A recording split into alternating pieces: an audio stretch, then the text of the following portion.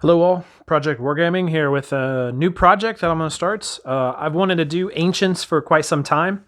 I've done Ancients in the past a long time ago, almost 15, 20 years ago now. Yeah, 20 years ago. I played DBA when I was living in DC, and I enjoyed it. It was a good, simple little game to just play. Obviously, tons of games have kind of come out since then. There's just a plethora of different games for Ancients. I've just kind of settled on Hail Caesar. I'm going to probably heavily modify it and do some different things with it. It's simple enough. It plays easy enough. And it spans a lot of ages, I guess, in the Ancients. And so it's something easy that me and my dad can play, and I don't have to worry about trying to learn a new system or teach him a new system every single time. So obviously, Hail Caesar is written by Warlord, and it is a 28 millimeter game. I'm going to translate it into 6 millimeter. I'm going to walk through this video and just kind of show you my thoughts basically over the last, 6 months to a year that I've kind of been considering starting this. Just kind of walk through how I'm going to translate 28 millimeter this game into 6 millimeter. There's already some guys out there who have done similar things, but this is just my take on it. I always have to paint up and base and make both armies anyways, so it's no big deal for me to do this. I don't have to worry about lining up with someone else's basing system. But here's just a regular old 1-inch measuring stick that they use in Hail Caesar. Because all the measurements are in inches. I'm going to actually just translate it into centimeters. So I actually 3D printed these movement sticks on my 3D printer, obviously, and then just using that for what it is. So I think I'll probably put these out on Thingiverse for free download if you want. It's a little tricky getting it to work on a 3D printer and getting exact, but this is pretty close. It's off by a couple millimeters, but I will take that. This is 12 millimeters long, obviously. So that is the measuring I'm going to use. So anyways, what they recommend in the rules is they start off with kind of the base sizes for just individual troops. So an infantryman is 20 millimeters by 20 millimeters. Cavalry is, all that. So that's kind of what they recommend for 28s. And then this is kind of the recommended frontage for 28 millimeter groupings or bases or units or whatever you want to call them in the game. And then they have 2 deep, 3 deep, and 4 deep, and cavalry and all this stuff. So this is kind of what I started with. And then in the back here, they actually have a whole section on translating it into smaller sizes. So 15 millimeter or in smaller size. So I found this to be helpful to get me kind of going in the right direction. The sizes that I've decided on, you'll see, are kind of fall within this, but this is still a little bit big, I think, particularly on the high ends for my taste. So, so that's just kind of walking through some of that stuff.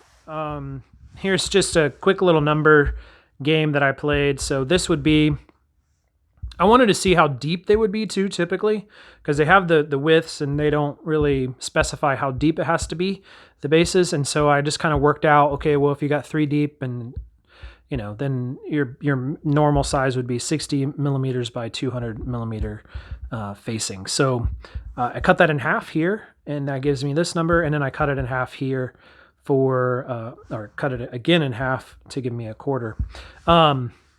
So the big thing for me was I don't like just one big base sort of things. I really like having smaller bases, and I really like having smaller bases so that if you put them in the march column, they look like they're in march column.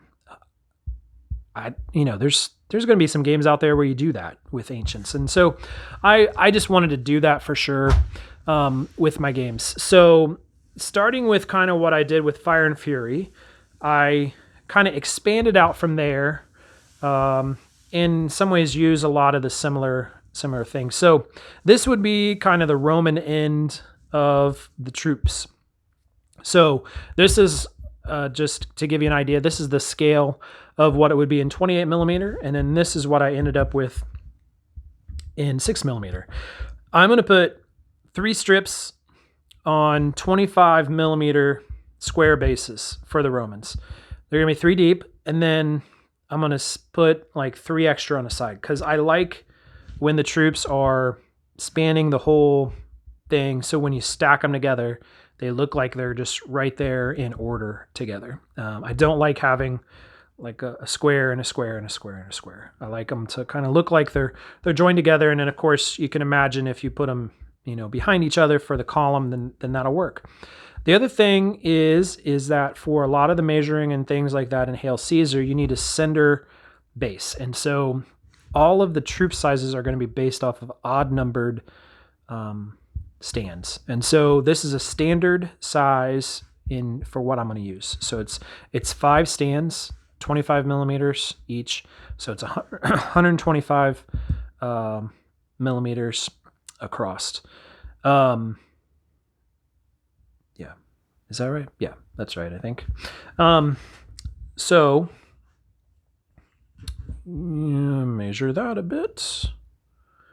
And yeah, 125 millimeters. So that's going to be a standard size base for me.